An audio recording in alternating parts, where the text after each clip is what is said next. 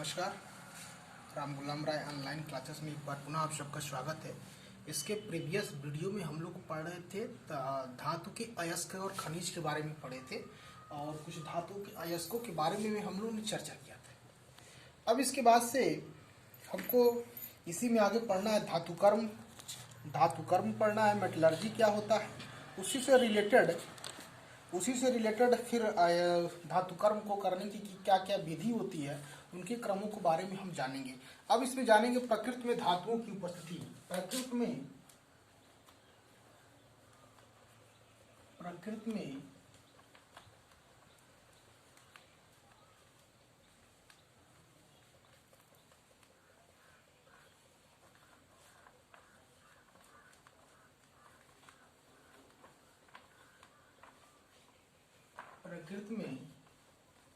धातुओं की उपस्थिति। अब देखिए, प्रकृति में धातु आपके दो रूप में मिलते हैं, ही तो मुक्त या प्रकृत अवस्था में मिलता है। एक तो आपका मुक्त अथवा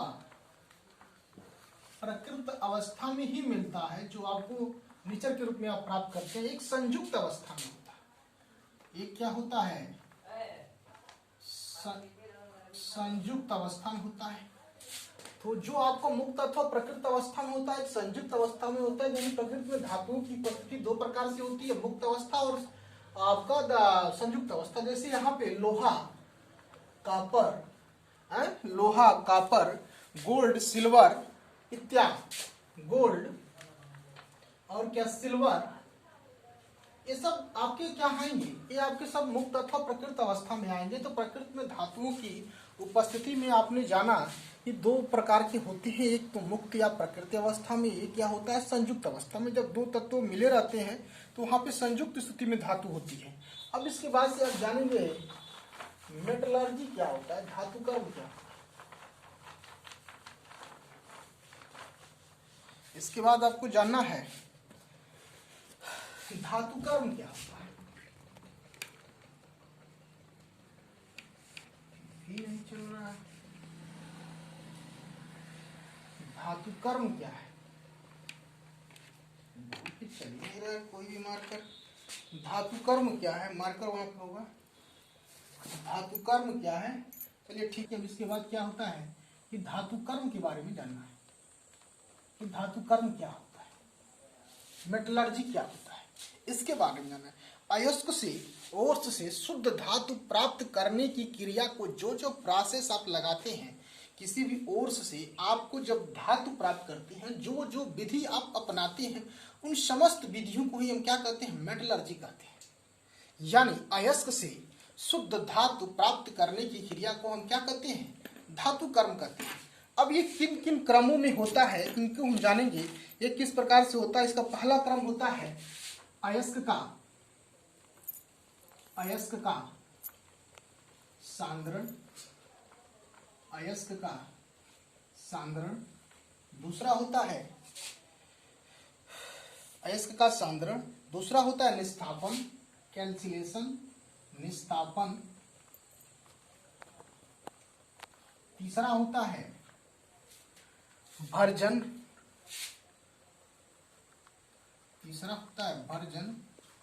चौथा होता है प्रगलन।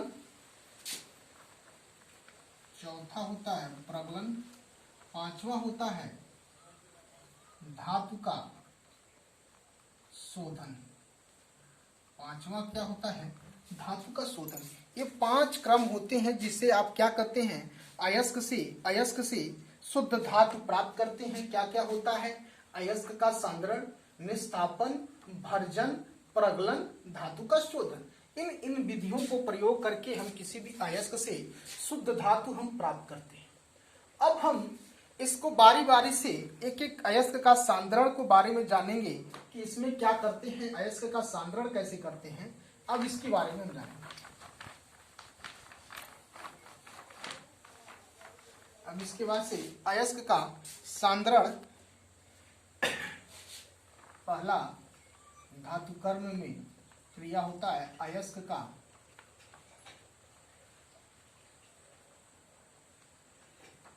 सांद्रण, यानी किसी भी अयस्क से शुद्ध धातु अशुद्धियों को पृथक करके शुद्ध धातु प्राप्त करने की क्रिया को हम क्या कहते हैं, अयस्क का सांद्रण कहते हैं। यानी उससे जो अशुद्धियां हैं उस धातु से आप दूर करेंगे, ये उसे हम कहते हैं अयस्क का सांद्रण।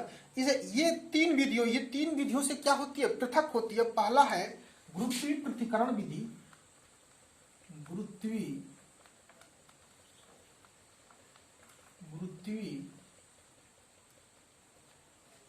पृथक्करण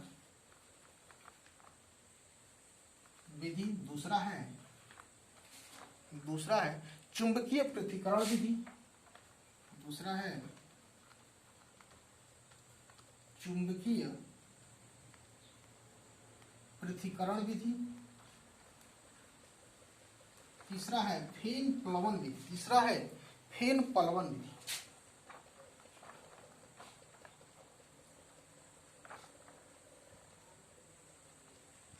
ये तीन विधि होते हैं गुरुत्वीय पृथक्करण विधि। जब आपकी अशुद्धियां क्या होता है किसी को लेकर तिरछा के रूप में हम आपकी बुक में पढ़ेंगे। ये थ्योरेटिकल चीज है, कैसे गुरुत्वीय पृथक्करण विधि करते हैं, इसमें अशुद्धियों को पानी की सहायता से किसी भी तिरछे आकार के वस्तु पर से लगा के गिराते हैं तो हमारा अशुद्धियां किनारे हो जाता है और शुद्ध धातु अलग हो जाता है। जब अशुद्धियां आपका चुंबकीय होती है तो वहां पे चुंबकीय पृथक्करण विधि का प्रयोग करते हैं। तो हम अयस्क का सांद्रण तीन प्रकार से करते हैं, गुरुत्वीय पृथक्करण विधि, चुंबकीय पृथक्करण विधि, फेन प्लवन विधि। अब इसके बाद हमको जानना है निस्तापन क्या होता है, निस्तापन से कैसे करते हैं। दूसरा ज्यादा इसमें चर्चा अब अंदर आप अध्ययन कर लेंगे बुक से, अब यहाँ से आपका काम चल जाएगा। दूसरा क्या है, निस्तापन क्या होता है। निस्तापन ये क्या होता है, वायु की अनुपस्थिति में अयस्क के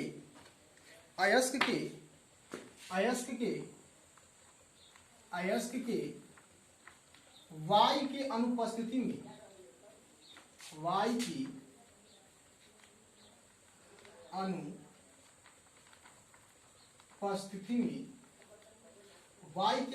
में कम गलनांक ताप तक अयस्क के कम गलनांक ताप पर गर्म करने पर किसी भी अयस्क का ऑक्साइड में बदलने की क्रिया को हम क्या कहते हैं, निस्तापन कहते हैं। जैसे लेड कार्बोनेट को जब आप गर्म करने पर लेड ऑक्साइड में बदलना, यानी लेड कार्बोनेट को आप जब गर्म करेंगे तो लेड ऑक्साइड में बदलने की क्रिया को हम क्या कहते हैं, निस्तापन कहते हैं। यहाँ वायु की अनुपस्थिति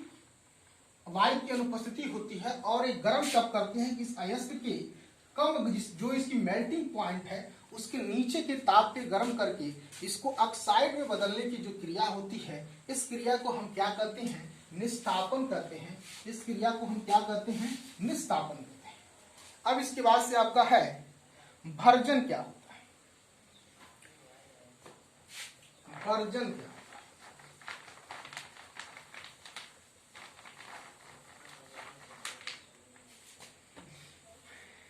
तीसरा है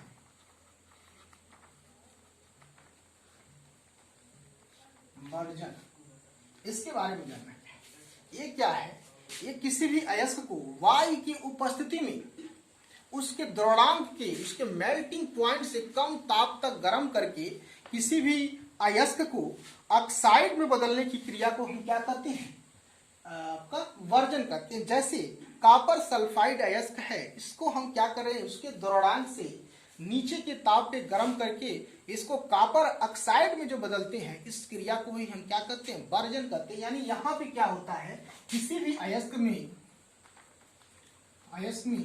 वायु की क्या होती है, यहाँ पे वायु की उपस्थिति होती है, वायु की उपस्थिति होती है।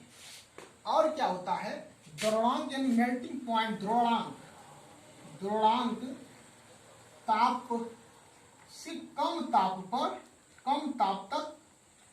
ताप तक क्या करते हैं, गर्म करते हैं।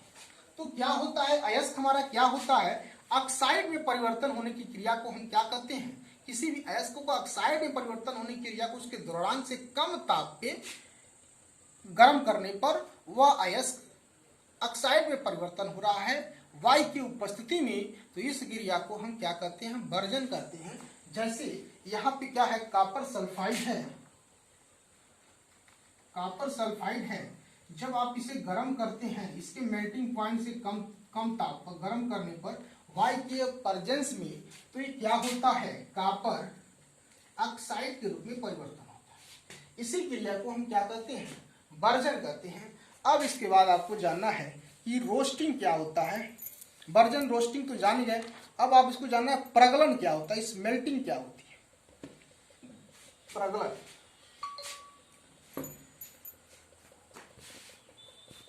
प्रगलन क्या होता है,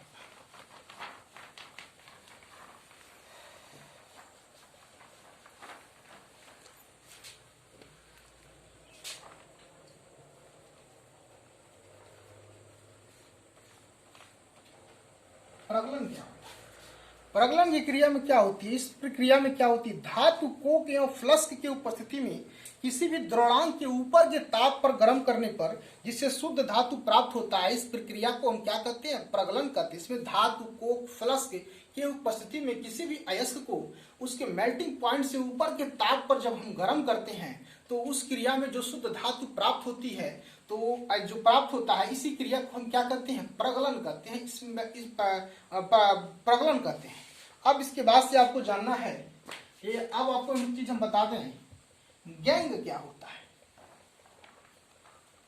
गैंग आपको चीज बार बार आता होगा, गैंग क्या होता है, अयस्क मिले हुए अशुद्ध पदार्थ को, जो आप अभी किसी भी धातु कर्म की जो क्रिया कर रहे हैं उसमें अशुद्ध पदार्थ को ही तो अलग कर रहे हैं, यानी जो उसमें अशुद्ध पदार्थ है, अयस्क में मिले अशुद्ध पदार्थ को ही हम क्या कहते हैं, गैंग कहते हैं। अयस्क में मिले अशुद्ध पदार्थ को हम क्या कहते हैं, गैंग कहते हैं। इसको सरल शब्दों में कहेंगे, अयस्क में मिले अशुद्ध पदार्थ को, अयस्क में मिले अशुद्ध पदार्थ को गैंग कहते हैं। अब इसके बाद से आप जानिए एक चीज और आपको बता दें, फ्लक्स क्या होता है। फ्लक्स क्या होता है, अयस्क में मिले गैस को, अयस्क में मिले गैंग को हटाने के लिए, अयस्क में मिले गैंग को हटाने के लिए जो आप चीज मिलाते हैं, अयस्क में मिले अशुद्ध गैंग को हटाने के लिए बाहर से मिलाए गए पदार्थ को फ्लक्स कहते हैं। फ्लक्स क्या होता है, अयस्क में मिले अशुद्ध पदार्थ को, अयस्क में मिले अशुद्ध पदार्थ को, अशुद्ध पदार्थ को हटाने के लिए जो बाहर से नए पदार्थ मिलाते हैं, अयस्क में मिले अशुद्ध पदार्थ को हटाने के लिए जो बाहर से नए पदार्थ मिलाते हैं, जिससे अयस्क से अशुद्ध पदार्थ दूर होता है, उस पदार्थ को हम क्या कहते हैं, फ्लक्स कहते हैं। बस समझ में, यानी जो चीज आपको अशुद्धियों को हटाने के लिए जो पदार्थ प्रयोग में लाया जाता है, उस पदार्थ को हम क्या कहते हैं, फ्लक्स कहते हैं। तो यही चीज आपके धातु कर्म की मोटी मोटी सारी चीजें आपको बताई गई कि प्रकृति में धातुओं की उपस्थिति क्या होती है। प्रकृति में धातुओं की उपस्थिति आपका मुक्त अवस्था में, प्रकृत अवस्था में, अथवा या दूसरा इसका हो जाए, दूसरा होगा संयुक्त अवस्था में पाया जाता है। फिर आपको बताया गया धातु कर्म क्या होता है। धातु कर्म करने का मतलब ये है कि किसी भी अयस्क से शुद्ध धातु प्राप्त करने की जो प्रोसेस होती है, उन सभी प्रोसेसों को हम क्या कहते हैं, धातु कर्म कहते हैं। धातु कर्म करने के लिए आपको बताया गया अयस्क का सांद्रण, निष्ठापन, भर्जन, प्रगलन, धातु का शोधन। फिर उसके बाद बारी बारी से अयस्क के सांद्रण में हमने जाना कि किसी भी अयस्क से उस अयस्क से अशुद्धियों को दूर करने की जो क्रिया होती है वो अयस्क की सांद्रण होता है।